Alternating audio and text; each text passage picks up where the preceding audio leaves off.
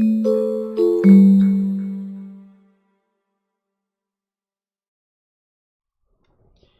this video, I'm going to demonstrate the availability of Windows Utility shortcuts in the AppManager Control Center Console, or CCUI. Let's run through a scenario. You call tech support because you have an agent that is offline. Usually the first thing we're going to ask you to do is, can you ping that machine?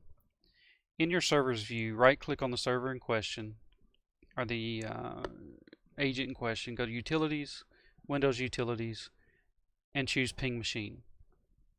You'll see that we actually get ping response. Then we'll generally ask if you can perform an NS lookup on that machine. If you notice, NS lookup is not in the list. Later in this video, I'll show you how you can access that. Then we'll ask you, hey, are the services running on that machine? Well, let's go to Service Manager.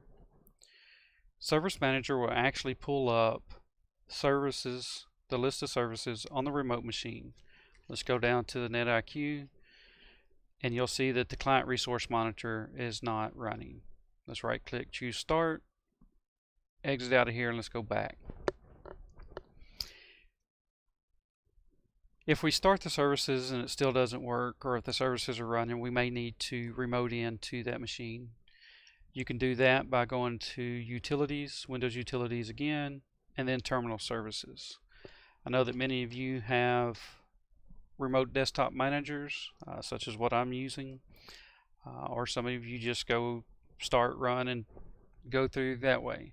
However, in AppManager, if you have an agent on there, you can right click and run through and go to Terminal Services. One of the other beautiful things about all of this is not only having the predefined there, but the fact that you can modify or add commands to this list. You will do that by browsing to the AppManager, the NetIQ AppManager Control Center bin, and then since we were messing with the server's view, then you'll go to the Server Extensions XML and open that in your text editor. In Notepad++, you see that this is XML. I have claps so that we can, for readability. Let's go into Windows Utilities and Terminal Services. I usually call it Remote Desktop instead of Terminal Services, so let's rename that to Remote Desktop. And then we want to add NS lookup. So let's take this ping machine item and make a copy of it, and we'll just rename this to NS lookup. Let's change our command from ping to NS lookup.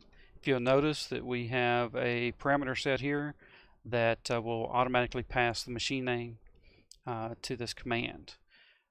You can find out additional information on the different parameters in the Control Center Console User Guide and the Customizing Menu Extensions.